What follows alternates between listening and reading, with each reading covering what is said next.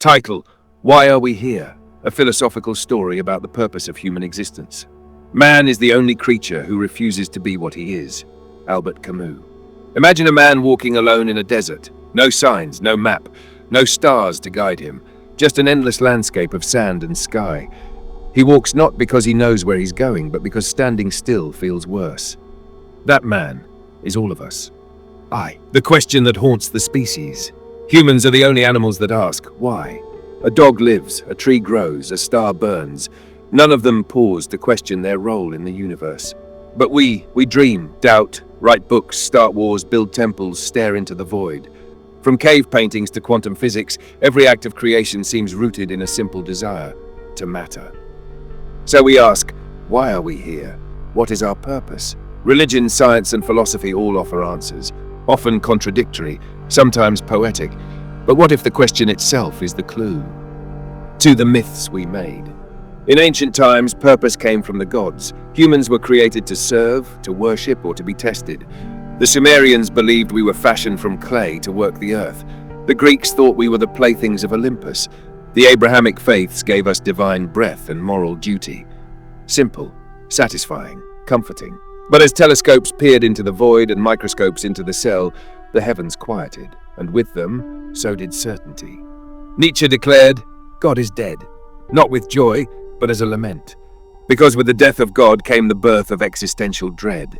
No more assigned meaning, only freedom and its terrifying sibling, responsibility. The void and the mirror. Let's explore a strange possibility. What if life has no inherent purpose? Not because it's meaningless, but because purpose is not given, it is made. This idea frightened many thinkers. Jean-Paul Sartre called it anguish, Camus called it absurd. They saw the universe as silent and indifferent, a vast mechanism spinning without intention. And yet from that silence a new kind of beauty emerged. Imagine a painter locked in a blank room, no models, no instructions, just a canvas. The work she creates isn't a copy, it is born from her. Likewise, in a purposeless universe, humans become the authors of meaning. We do not discover the purpose of life, we create it, brushstroke by brushstroke. Eephy echoes in the cosmos. Still, this raises another question. If we're self-made, what should we make ourselves into? Some say to love, others to understand, or to create beauty, to spread life, to transcend suffering. Consider this. A dying star collapses into a black hole. A cell divides and becomes a mind that writes poetry. Atoms once forged in supernovae now build violins, cities, and moral dilemmas. Is that not extraordinary? We are the universe becoming aware of itself. Through our eyes, the cosmos studies its own reflection. Through our art, it learns to sing. That is not accidental. That feels sacred. Stories from the edge. Let's meet a few strange travelers on this road of purpose. The monk in Tibet, who has spoken to no one in 20 years, seeking enlightenment in silence. The scientist in Geneva, smashing atoms to glimpse truth smaller than thought itself. The mother in Lagos, raising a child with stories of courage and kindness.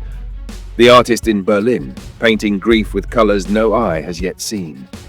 The programmer in Tokyo, trying to simulate consciousness inside a machine. They all live very different lives. But if you look closely, you'll see a common thread. All are reaching for something beyond themselves.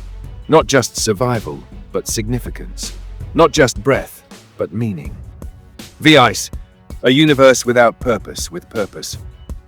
Let us entertain one final paradox. What if the universe does have a purpose, but it is so vast, so complex, so alien that we cannot see it directly? Like ants in a cathedral, we may be walking upon sacred patterns too big to grasp.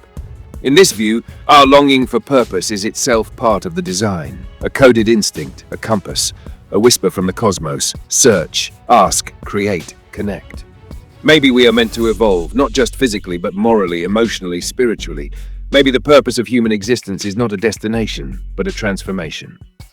7. The final answer.